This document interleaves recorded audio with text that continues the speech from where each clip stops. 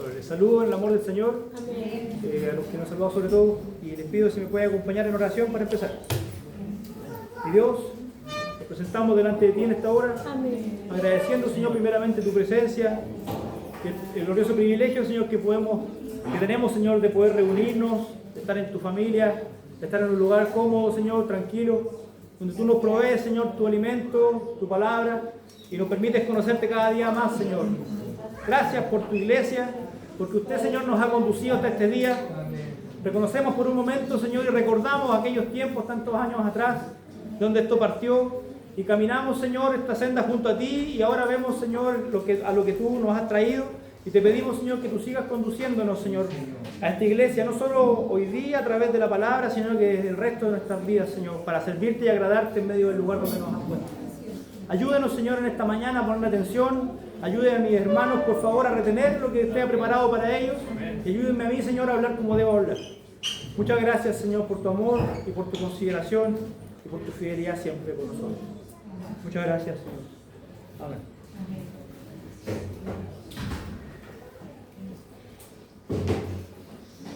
Como ustedes recordarán, yo me comprometí con ustedes de seguir conversando y estudiando acerca de esta oración que el Señor hizo al final de su ministerio, después de la cena del Señor, después del tiempo en el aposento con los discípulos.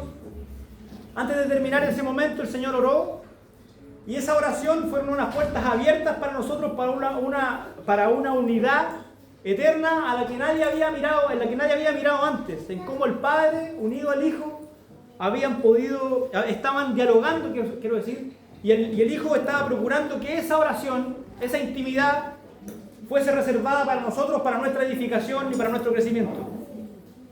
No quiero tampoco que perdamos de vista que estamos conversando acerca de un pasaje que está dividido en capítulos, pero que es una sola ocasión ininterrumpida desde el capítulo 13 en adelante, con la institución de la Cena del Señor, luego cuando instituye este nuevo mandamiento de amarnos unos a otros, cuando promete en Juan 14 luego acerca de la promesa del Espíritu Santo que vendría una vez que Jesús hubiese sido glorificado, y por supuesto lo que ya sabemos, que el Señor nos llama al servicio a través del ejemplo del lavado de los pies, y nos advierte de la persecución que va a venir también sobre la iglesia luego de su partida. Entonces es en ese contexto en el que estamos inmersos, de eso estamos hablando. En ese momento se enmarca esta oración que, como ustedes también recordarán, analizamos los primeros 5 versículos, ¿no? Aquella oración donde Jesús parte hablando, pidiéndole al Padre que nos dé la vida eterna, que nos la conceda, y que esa vida eterna es conocerle a Él y a Jesucristo, a quien Él dio. Por supuesto, luego, y recordarán también esto, que lo hicimos en 2 domingos, hablamos acerca de la glorificación que Jesús pedía, que era la glorificación de la cruz, la glorificación de su crucifixión, la glorificación de su resurrección y la glorificación de su exaltación en la ascensión a los cielos, donde él ahora está sentado a la diestra del Padre, glorificado en un lugar muy por encima de todos los lugares y de todos los nombres, y esperando a que se cumpla la promesa del Padre, que dijo que un día toda rodilla se iba a doblar delante de Él, diciendo y declarando que Él es el Señor de los señores y el Rey de los reyes.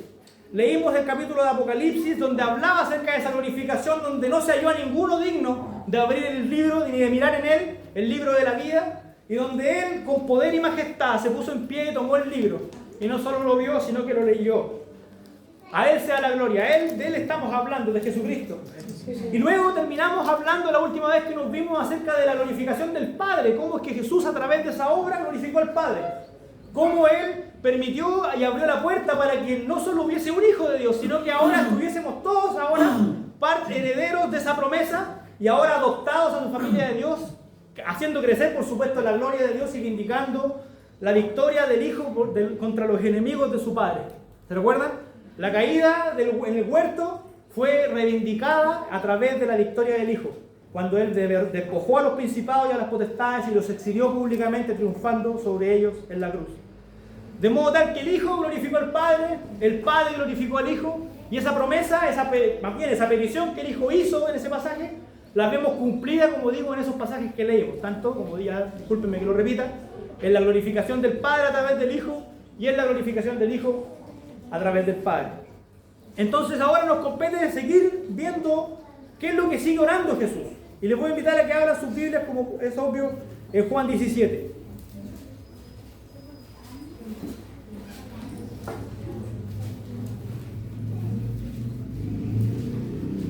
Desde ya quiero decir que vamos a poner atención en particular hoy día a la petición que Jesús estaba haciendo en este momento por la iglesia. Hay dos cuestiones que Jesús quiere de su iglesia y que se la está pidiendo al Padre por nosotros. Vamos a hacer énfasis en una y vamos a mencionar nada más la otra porque ya creo que la hemos comentado. No obstante eso, más adelante podremos volver sobre este pasaje, digamos, sobre esta parte acerca de que Dios quiere un pueblo que le conozca a Él personalmente. Pero por hoy día nos vamos a quedar con la segunda parte, que es que Dios quiere un pueblo que esté asociado, que esté unido indiscutiblemente a su palabra. Vamos a partir desde el 1 en adelante. Dice, estas cosas habló Jesús y levantando los ojos a los cielos dijo al Padre, Padre, la hora ha llegado, glorifica a tu Hijo para que también tu Hijo te glorifique a ti. Como le has dado potestad sobre toda carne para que dé vida eterna a todos los que le diste. Y esta es la vida eterna, que te conozcan a ti, el único Dios verdadero, y a Jesucristo a quien has enviado. Yo te he glorificado en la tierra, he acabado la obra que me diste que hiciese. Ahora pues, Padre, glorifícame tú a tu lado con aquella gloria que tuve contigo antes de que el mundo fuese. He manifestado tu nombre a los hombres que del mundo me diste. Tuyos eran y me los diste, y han guardado tu palabra. Ahora han conocido que todas las cosas que me has dado proceden de ti, porque las palabras que me diste les he dado, y ellos las recibieron, y han conocido verdaderamente que salí de ti, y han creído que tú me enviaste. El primer punto que quiero hacer en esta mañana es observar juntos en estos pasajes, sobre todo del 6 al 8, cómo Jesús vincula su oración a la palabra. Por supuesto, está mencionada no solo en estos tres pasajes que le acabo de mencionar, sino que en toda la oración. En el versículo 14, luego, si mal no recuerdo, en el versículo 20, por ahí. El Señor menciona la importancia que tiene la palabra. Y yo sé que para los que llevan más tiempo acá en la iglesia, saben que este énfasis lo hemos hecho muchas veces, pero no lo habíamos hecho respecto de esta oración. Y para los nuevos va a ser importante que lo escuchen, porque es fundamental que nuestra vida esté fundamentada y esté asida, esté amarrada a la palabra de Dios. No hay nada en la iglesia, nada en nuestra obra que esté lejos o distante de la palabra de Dios. Y por el contrario, todo aquello que no esté en la palabra de Dios debiese estar lejos de la obra de la iglesia. De manera que es muy importante, digamos, que pongamos atención en este llamado, en esta oración, en esta petición que el Padre hace para solicitar, como ya decía, al Padre que su pueblo, el pueblo de Él, estuviese indiscutiblemente vinculado, unido a la palabra que Él nos dio. Primero, como es obvio, quisiera mencionar que Jesús, cuando dice esa expresión en el versículo 6, que he manifestado tu nombre a los hombres, quiere decir que manifestó, mostró a los hombres al Padre, en un doble sentido. Primero, porque como ya sabemos, según Hebreos 1:3 y en Colosenses, del 1 al 15 en adelante, Jesús es la imagen del Dios invisible, la imagen misma de su sustancia, dice Hebreos. De modo que cuando nosotros miramos lo que está escrito acerca de Jesús en la tierra, por ejemplo, cuando perdona a la mujer que fue allá en adulterio y detiene a los que las querían apedrear, dibujando en la tierra, ¿no? Y luego diciendo que el que tiene la primera piedra, que el libre de pecado tiene la primera piedra, ese es Jesús, mostrándonos quién es el Padre.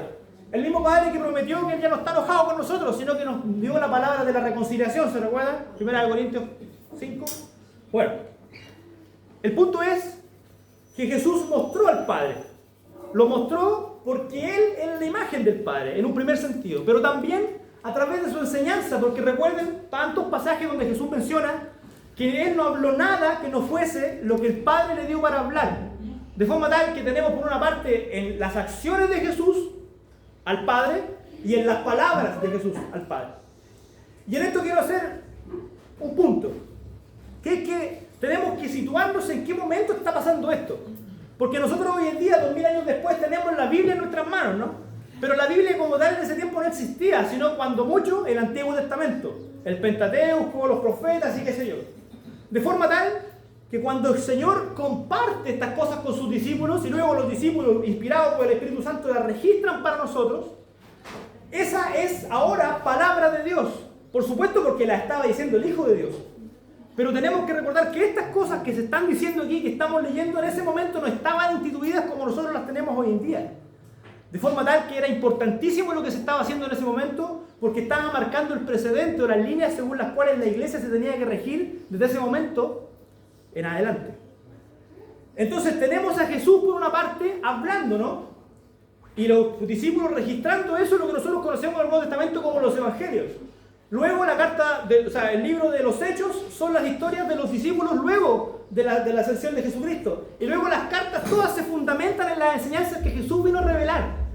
De forma que no podemos perder de vista que esto que estamos leyendo no son simples escritos, no son simples palabras, sino que es la manifestación del Hijo en la tierra, representando al Padre, y las enseñanzas del Padre para que quedaran registradas para nosotros para toda la eternidad. No sé si pueden buscar conmigo, por favor, Hebreos 4:12. Y si alguien la tiene en la Nueva Traducción Viviente, le voy a pedir que me ayude a leerla. Este texto es muy conocido, junto al otro que dice que mis palabras, cuando Jesús habló en Juan 8, mis palabras son espíritu y son vida, ¿no es cierto? Pero también menciona lo que vamos a leer a continuación, en Hebreos 4.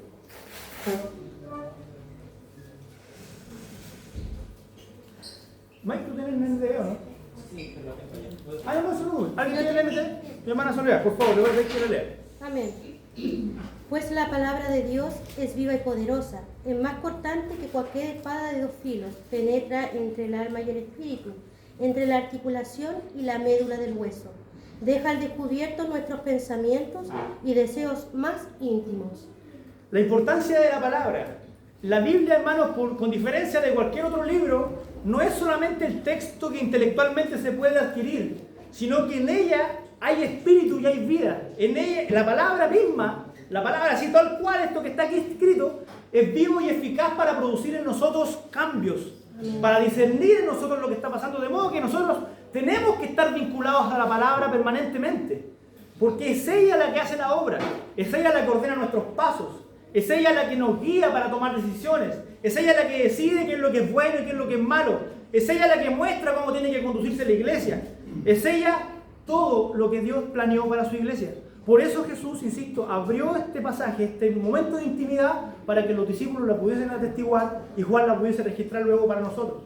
Pero no perdamos de vista por ningún momento, hermano, porque a veces cuando estamos los discipulados puede pasar que creamos que esto es un asunto intelectual, como que es un desafío de aprender, como que el instituto bíblico fuese el único camino para poder conocer realmente de Dios.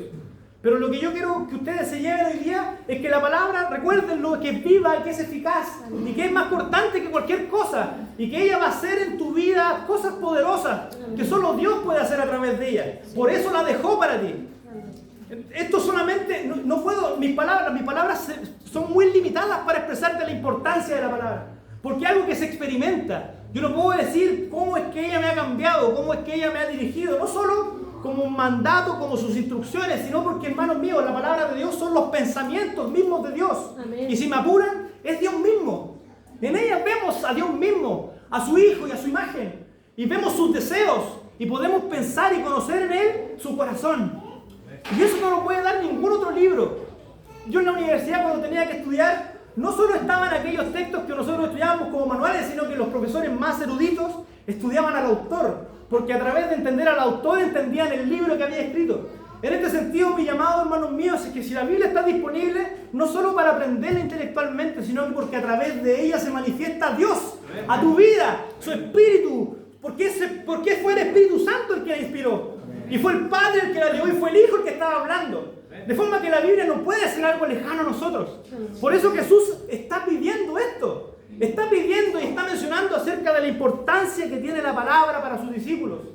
Y no solo, digamos, el escucharla, como ya vamos a ver, sino que también el recibirla, el atesorarla y, por supuesto, como dice el apóstol Santiago, el practicarla. No solo podemos ser oidores de la palabra, ustedes saben, debemos ser hacedores de ella. Entonces tenemos las palabras de Dios. No solo, como ya decía, encontramos en ella las leyes, encontramos normativas, encontramos cosas que hacer, sino que encontramos a Dios mismo en ella.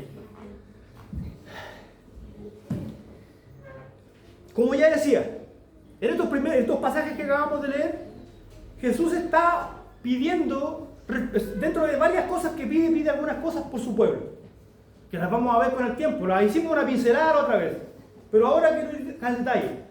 Como ustedes ya vieron en el versículo 3, parte de la vida cristiana o parte de lo que Jesús ora por su iglesia es que su iglesia debe conocer a Dios.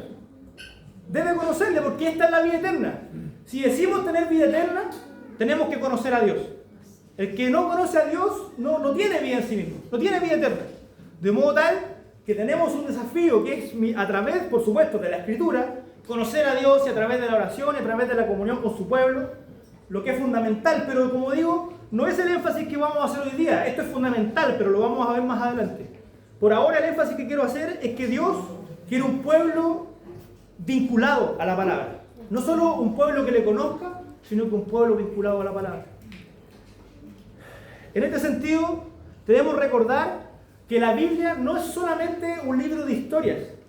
La Biblia es nuestra regla de conducta y de fe. Si alguien te pregunta y te dice qué es lo que tienes que hacer en la vida, esa respuesta está en la Biblia. Si tú quieres saber qué es lo que creemos, eso está en la Biblia.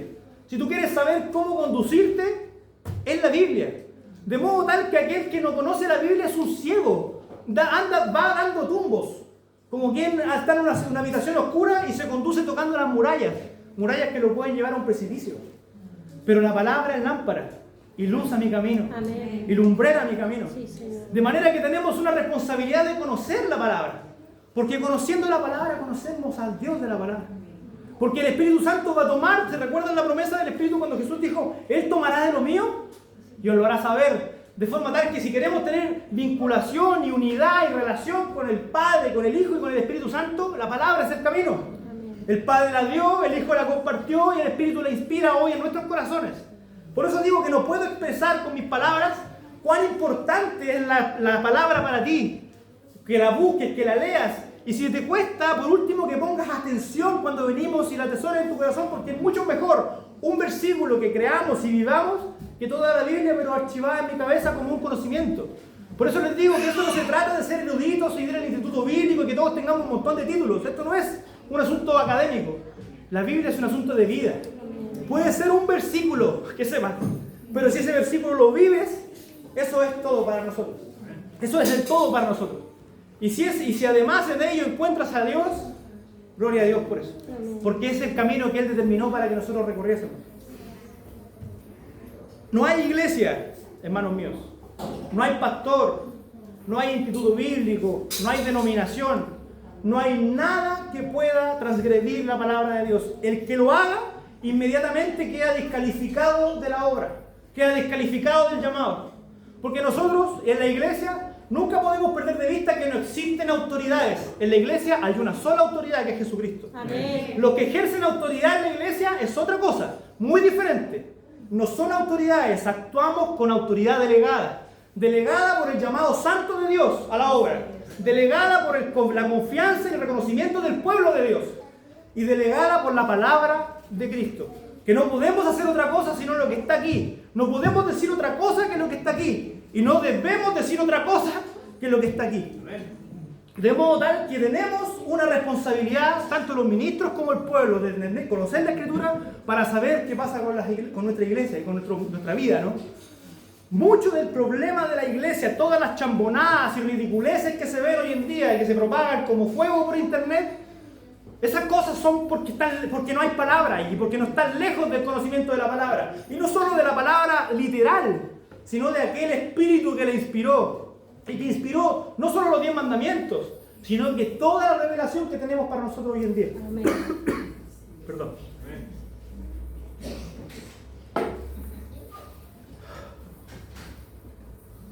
El pastor pastorea conforme a la palabra. El maestro enseña lo que dice la palabra. No hay otra enseñanza autoritativa sino la palabra. Es muy peligroso que la iglesia comience a enseñar otras cosas diferentes de la palabra. Y ustedes saben, por mi profesión, me gustaría, yo pensaba en alguna oportunidad, compartir con ustedes, darle algunos tips de cómo arreglar sus situaciones legales. A lo mejor los que son profesionales, los que tienen los maestros, a lo mejor querrán enseñarnos a hacer como tener que hacer carpintería. Alguna hermana querrá por ahí enseñarnos a bordar y qué sé yo. Pero la iglesia no es para eso. Insisto, el trabajo de la iglesia. Eso lo podemos hacer afuera y que bueno, porque somos hermanos. Pero la enseñanza de la Escritura, aquí no puede esto transformarse en una universidad o una cuestión en la que enseñemos administración o economía del hogar o disciplina en los negocios. El Señor nos libre de eso, porque el contenido de la Escritura es suficiente para predicar toda la eternidad sin repetir un solo mensaje. Es tanto lo que tenemos acá que me da vergüenza pensar que haya alguien que quiera agregarle más.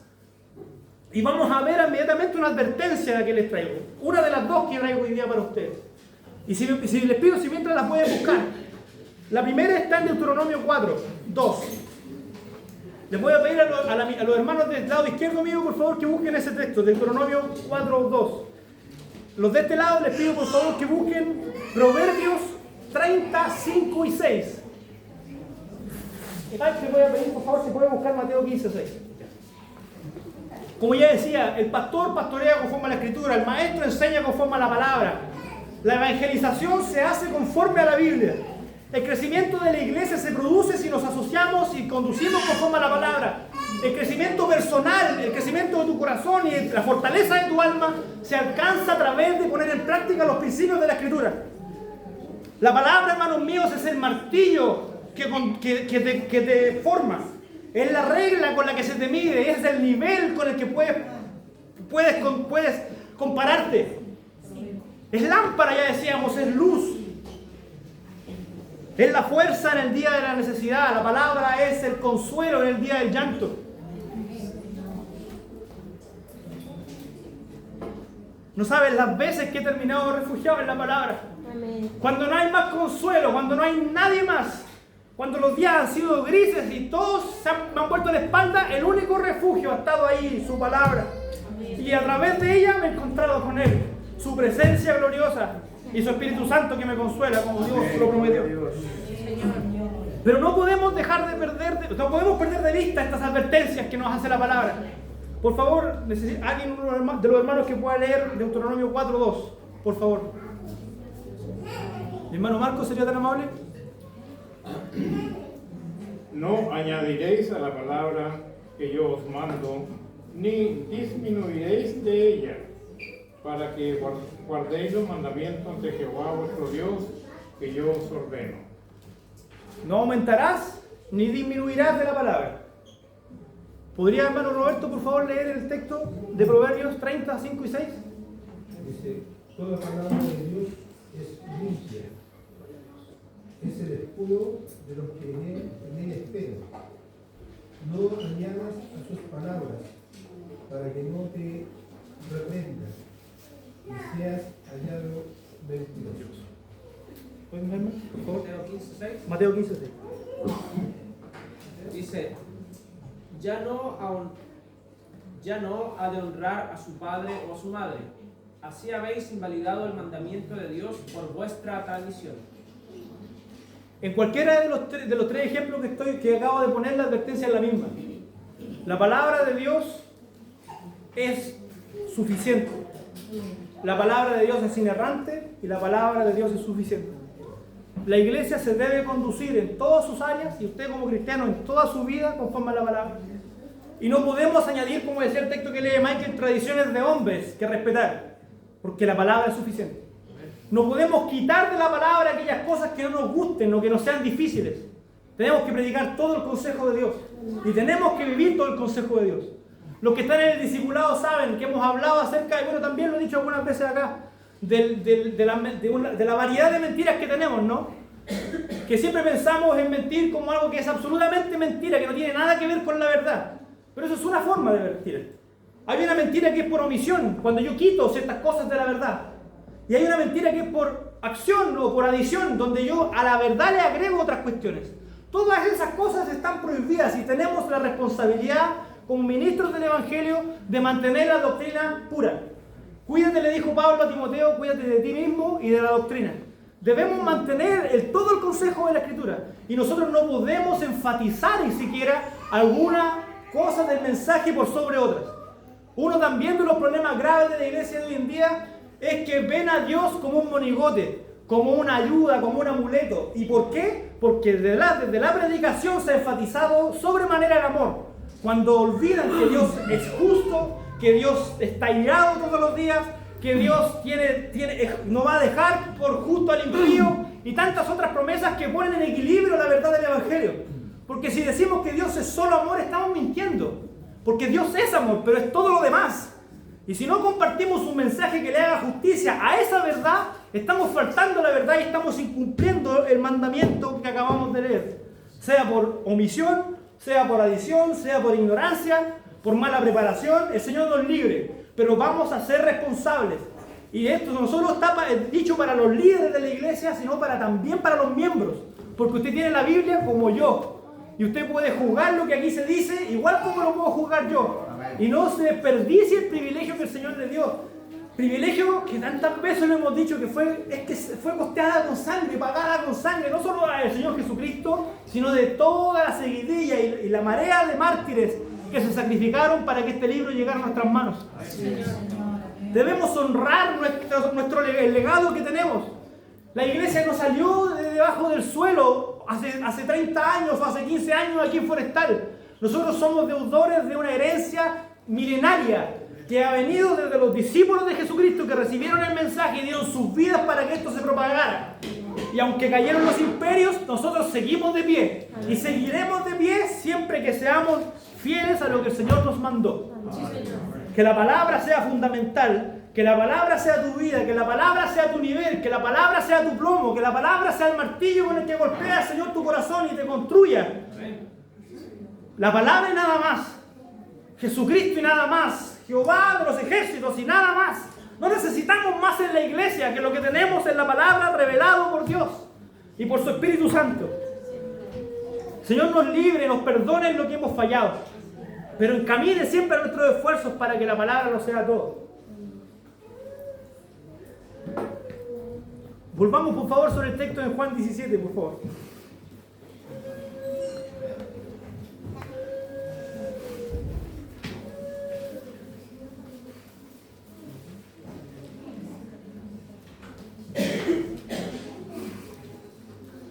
Dice el Señor, 6. He manifestado tu nombre a los hombres. ¿Me entendieron a qué se refiere, no? Jesús mostró a Dios. Lo mostró en su vida y a través de su enseñanza. Enseñanza que hoy día constituye la palabra de Dios para nosotros. Tuyos eran y me los diste. Quiero aquí remitirme a una expresión que ocupó el pastor Spurgeon en su mensaje acerca del pasaje de Juan 17, cuando él dice algo así como que uno, o al menos en ese tiempo, no sé en nuestra actualidad, ¿no? Pero yo recuerdo que mi abuelo, me enseñaba así, que uno tenía que cuidar sus cosas porque costaban, ¿no? Pero que uno tenía que cuidar más las que eran del otro. Si me las habían prestado, yo tenía que entregar más cuidado a esas cosas y ojalá entregarlas en mejor estado que como las recibí. Y nosotros sabemos que el Padre nos ha amado y que el Hijo nos ha amado, pero fíjense que parte del amor que Jesús expresa por sus discípulos es porque esos discípulos le fueron otorgados por su Padre. Le fueron otorgados por Dios. Dios en su soberana voluntad los despertó cuando Jesús los llamó. Es Jesús, ¿se acuerdan que los llama? Pero el que despierta en ellos ese deseo y hace ese corazón de piedra, lo hace de carne, no fue Dios. El Padre se los dio. Y quiero hacer énfasis en esto porque nos llama a nosotros a una reflexión, ¿no? Si es cierto que Dios es el que convoca, y por supuesto los que estamos aquí hemos sido llamados por Dios para ser parte de su familia, y Jesús a aquellos que Dios les dio los cuidó hasta el final, tenemos una responsabilidad unos con otros, ¿no les parece? De que si Dios ha convocado a tu hermano, el que está sentado al lado tuyo, a la iglesia, lo ha convocado primero porque es de él, y por tu responsabilidad como su hijo es cuidarlo, como Jesús cuidó a los suyos. No puede ser que en la iglesia nos permitamos la licencia de pelar a los hermanos. Se los digo abiertamente. Ni de maldecir a los hermanos, ni de maltratar a los hermanos. No hay liderazgo que ampare algo así, ni hay arranque de carácter que ampare algo así. El que cree tener un carácter fuerte, pues sométalo al Espíritu Santo. Amén. Pero necesitamos respetar lo que Dios hizo, porque si usted está sentado aquí y ha sido convocado por el Señor y ha recibido al Espíritu Santo y ha sido objeto de su salvación y cree ser un hijo de Dios, Tiene una responsabilidad con el que está a su lado porque él también fue digno del mismo precio. Jesús amaba a los suyos porque los amaba, porque los quería, pero primero los amó porque se los dio el Padre. Yo les amo a ustedes y estoy aquí hoy día, así como están el pastor y están los músicos hoy día, no solo porque ustedes son los que nos dio el Padre. Esta iglesia se formó con los que el Padre nos dio y estamos con temor y temblor tratando de conducir el esfuerzo de la iglesia para que la iglesia vaya bien. Pero necesitamos que ustedes hagan lo mismo, porque no podemos, digamos, hacernos cargo de esas banalidades y de esas mundanalidades dentro de la iglesia. El amor sea la regla y cualquier otra cosa quede excluida de su congregación.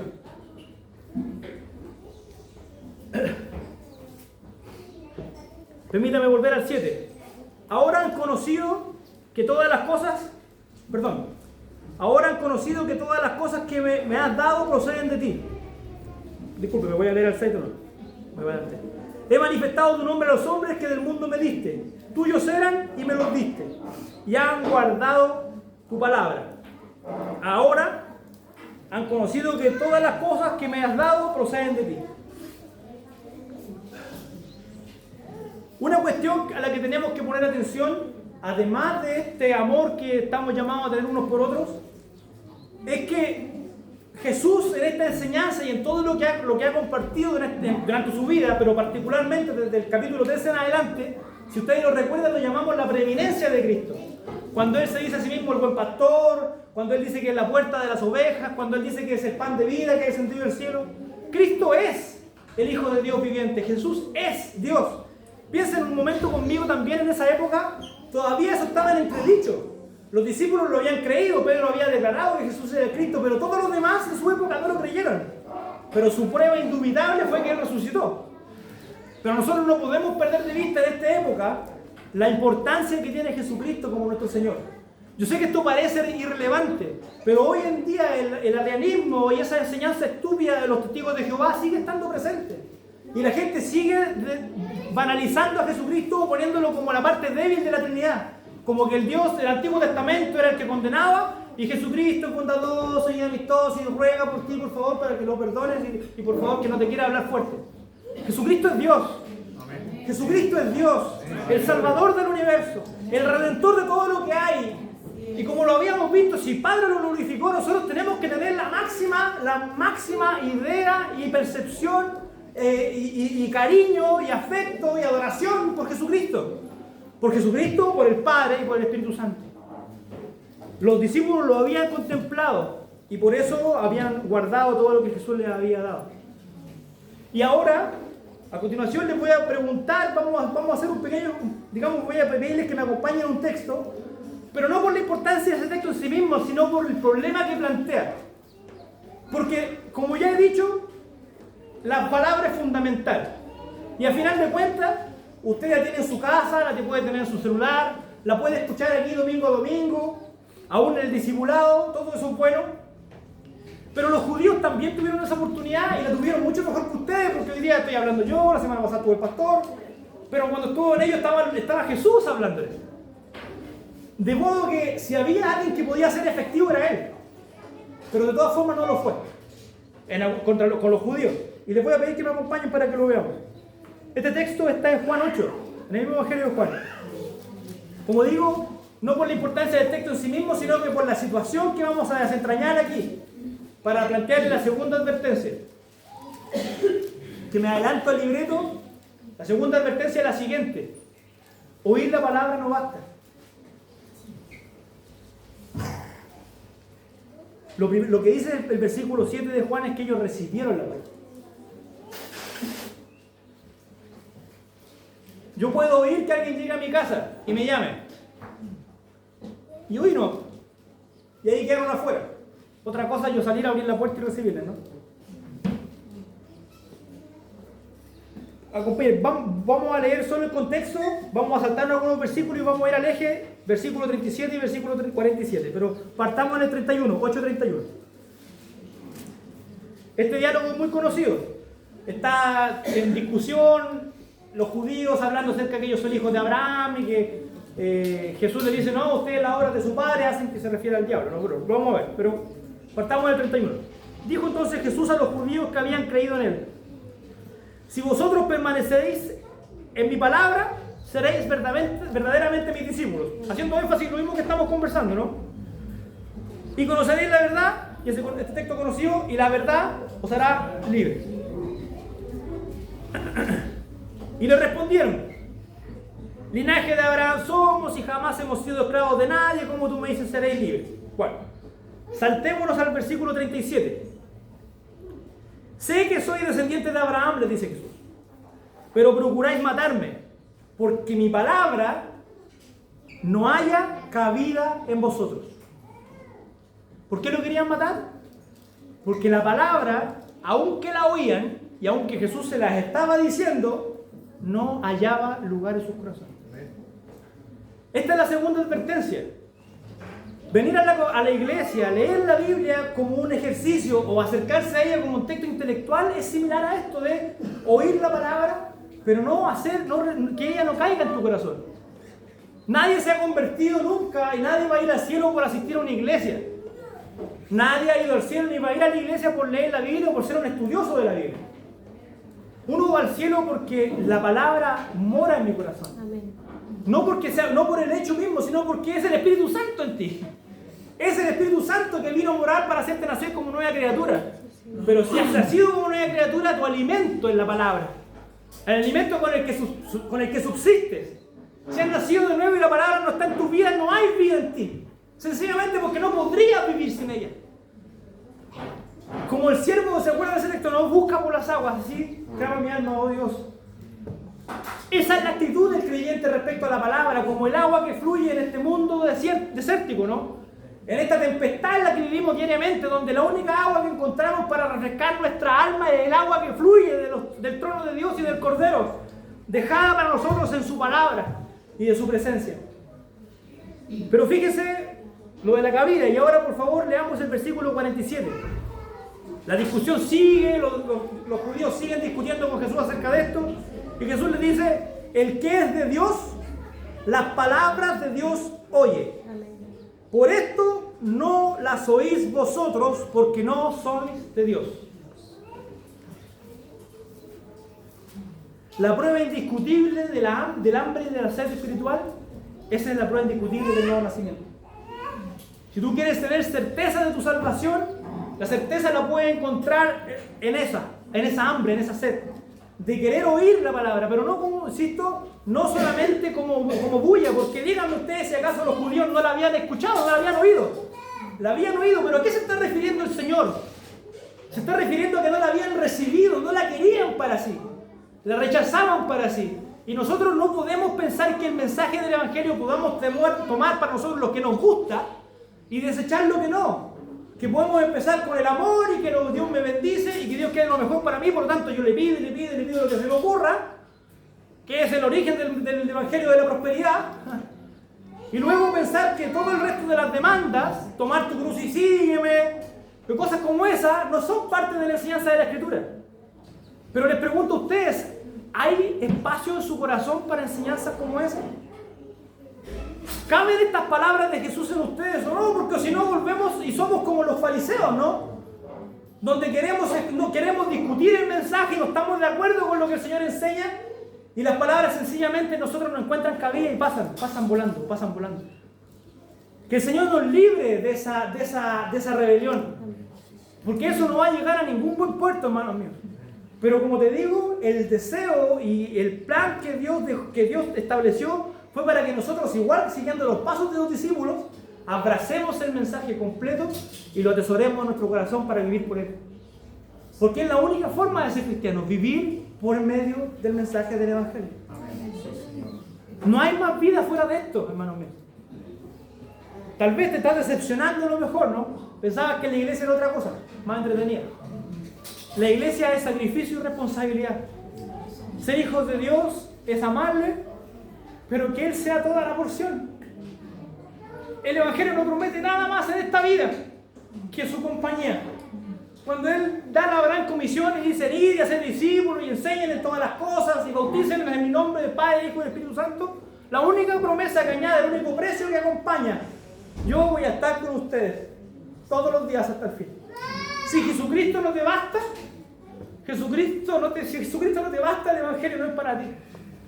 Porque en esta vida va a haber aflicción, pero confiad, ¿no? Amén. Jesús venció el mundo. Aleluya.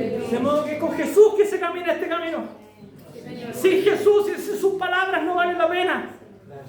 Por eso les decía que no hay mensaje, no hay trabajo pastoral, no hay maestro que enseñe algo que pueda hacerlo válidamente sin estar aterrizado y anclado en la palabra. Porque son sus palabras espíritu y vida. Porque es su palabra la que es eficaz. Porque es su palabra la que es verdadera. Recuerden el texto de Juan 1:18. Por Jesucristo se manifestó la verdad y la gracia. La gracia y la verdad vinieron por Jesucristo. Amén. La gracia y la verdad. Nadie dijo que lo que íbamos a encontrar como verdadero era maravilloso. Lo va a hacer en la ciudad celestial, allá cuando estemos con Él. Pero en este camino, el camino es tortuoso muchas veces, es difícil, es cuesta arriba. Pero primero, no estamos solos, Jesús está con nosotros. Amén. Segundo, dice, aliéntese su corazón porque estos mismos padecimientos se van cumpliendo en todos tus hermanos alrededor del mundo. De forma tal que el dolor que estás pasando, la dificultad de ser cristiano, la persecución que aún que puedes llegar a sufrir, se está cumpliendo en ti y en todos nosotros que estamos a tu lado.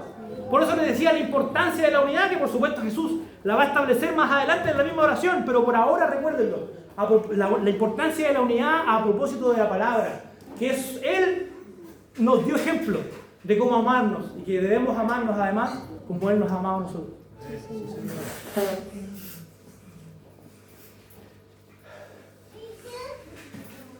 El que es de Dios, las palabras de Dios oyen. Amén. Les pido que hagamos un ejercicio más y con esto vamos a terminar. El texto del 17:8 lo vamos a analizar los verbos y con esto termino. Mike, después que termine. Sí. Fíjense lo que dice. Voy a partir del 7. 17:7. Ahora han conocido que todas las cosas que me has dado proceden de ti. Porque las palabras que me diste les he dado. Y aquí es donde empiezo, es necesario que pongamos atención en los verbos. Jesús las dio. ¿A quién se las dio? A los discípulos. Les pregunto, ¿se las dio también a los judíos o no? Según el texto que leímos. Sí se las dio. ¿Encontraron esas palabras cabida en ellos? ¿Por qué los discípulos eran discípulos? Porque las palabras del Maestro cupieron en su corazón. ¿Tú quieres ser un discípulo de Jesús? Haz espacio en tu corazón. Quita lo que no corresponde. Quita de ti y pídele al Señor esta oración verdadera. Señor, limpia mi corazón para que haya cabida para tu palabra. Sí, Señor. De los malos pensamientos, de las malas enseñanzas, de las tradiciones que aprendiste no sé dónde, nada de eso vale comparado con la verdad de la Escritura. Amén. ¿Qué hicieron los discípulos? Sigamos su ejemplo, porque ellos trastornaron el mundo. Pedro, Juan, Jacobo y los demás trastornaron el mundo haciendo una cosa. Jesús se las dio y ellos, primero, lo recibieron. Y han conocido la vida eterna, ¿no? ¿Recuerdan Juan el 17:3? Esta es la vida eterna, que te conozcan a ti. Y han conocido que verdaderamente salí de ti. Saben que yo soy la verdad y la vida. Reciben, conocen y creen. Y han creído que tú me enviaste. Ustedes han escuchado del final de los discípulos, ¿no? Cómo fueron sus muertes, muchas de ellas horribles. Jacobo el primero, atravesado con la espada. Pedro se dice que fue crucificado de cabeza. La tradición enseña que a Juan se le tiró en aceite hirviendo, que Juan no se quemó, luego que murió solo. Bueno, todas vidas terribles, finales horribles. Finales, digamos, en medio de la persecución que Jesús les había advertido. Y les pregunto, ¿cómo puede acaso alguien que era pescador, tenía su familia, pero tenía su esposa, cómo renuncia a eso y se entrega a la muerte por una causa en la que no confiaba, ¿no? Lo que quiero decir es que la vida de los discípulos es una prueba indiscutible del compromiso de fe que tenían con su Señor, que habían recibido su palabra, la habían guardado en su corazón y la habían creído y habían ido adelante sin mirar atrás. Sin mirar atrás. Y el llamado para nosotros hoy día y el desafío que tenemos es si acaso vamos a seguir los pasos de los discípulos recibiendo esta palabra y todas las demás del mensaje del Evangelio, si las vamos a conocer, las vamos a dar por ciertas y luego las vamos a creer y nuestra vida se va a conducir conforme a ellas. Porque insisto, hermanos míos, ser cristiano no es ser un sabiondo de la Biblia y tener la respuesta y los versículos. Ser cristiano es vivir a Cristo. Amén. Diariamente en tu familia, en tu trabajo, ser lumbrera ahí donde el Señor te puso, porque a mí no me puso ahí, a ti te puso ahí.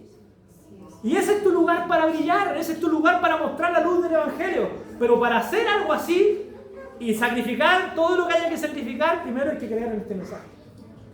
Hay que creer en el Señor. Hay que poder verle ahí glorificado junto a los 24 ancianos, que todos le gritaban mientras él estaba con el libro en la mano. El Evangelio es en este sentido blanco y negro. Vida o muerte. Sí o no. No hay matices, hermano. No se puede ser cristiano en medias. Alguien dijo por ahí, y cada vez me convenzo más, que no existe tal cosa como un cristiano carnal. Hay pecadores carnales y hay cristianos santos. Los cristianos pecamos, por supuesto. Cualquiera que dice que no tiene pecado es mentiroso. Pero vivimos con la mira en el cielo y cuando pecamos nos sentimos mal porque el Espíritu nos constriñe y luego nos conduce al arrepentimiento. Pero no hay tal cosa como una persona que permanezca practicando el pecado y que le dé lo mismo. Ese no es cristiano. Y por eso te pido que te examines a ti mismo. Pero en cualquier caso, por favor, volvamos sobre las ideas principales de este texto. Recibir lo que Él nos dice, conocer lo que Él nos dice, creer lo que Él nos dice. Jesús es todo. Jesucristo basta. Jesucristo es todo. Y Jesucristo basta. Y Él oró por ti. Y Él oró por ellos. Pidiendo esto, como les decía. Una iglesia que le conozca. Y una iglesia unida a su palabra. Unida no como algo que la tiene pegada al lado. Porque está ahí espacio en su corazón. Hermano mío, hay espacio no en tu corazón para la palabra. Sí, Señor. No seamos como el pueblo de Israel que tenía el corazón cerrado para la palabra del Salvador. Creámosla, atesorémosla hoy y veamos cómo el Señor se glorifica en nuestras vidas. Porque esto además redunda para nuestro bien. Porque en este sentido todas las cosas ayudan a bien a los que le aman, a los que conforme a su propósito hemos sido llamados. Amén. Gloria a Dios. Y si usted ha sido llamado, le voy a pedir que se ponga de pie. Y que terminemos orando en este momento. Pidiéndole al Señor que nos ayude, porque siento que somos falentes y que nuestro corazón a veces se llena de inmundicia. Pero el Señor les puede limpiar y puede hacer de ti un vaso útil, un vaso limpio, preparado para los servicios más excelentes. Pero primero hay que recibir lo que Él nos da, que conocer lo que Él nos da y creer la palabra que Él nos ha dado. Señor, nos presentamos hoy reconociendo que usted ha llamado mi corazón a la salvación. Sé, Señor, que usted me llamó. Yo creo en usted, Jesucristo. Sí, Señor. Como mi Salvador. El Hijo del Dios viviente, el glorioso Salvador que esperó toda la eternidad, que esperaron los años y las edades para su manifestación. Y que una vez venido a esta tierra habló como nadie ha hablado nunca. Y actuó como nadie jamás ha actuado. Jesucristo de Nazaret, tú eres mi Dios. Jesucristo de Nazaret, tú eres mi Dios. Y tus palabras son para mí espíritu y vida. Y las conservo en mi corazón. Hay espacio, Señor. Haz de mi corazón tu hogar, Señor. Y que tus palabras abunden en mí. En mi deseo agradarte, Señor. Enséñame a atesorar la palabra espiritual, que es espíritu y vida, que es eficaz y que puede discernir mis pensamientos y lo que soy y transformarlo conforme a tu imagen. Señor, ayuda a nuestra debilidad porque somos polvo. Pero Pedro no era diferente de mí, Juan no era diferente de mí. Fueron hombres que te amaron, Señor, que te escucharon y te creyeron. Que la iglesia a tiempo de Dios, Señor, te ame. Que la iglesia a tiempo de Dios te escuche y te obedezca, Señor. Atesoramos tu palabra, mi Dios.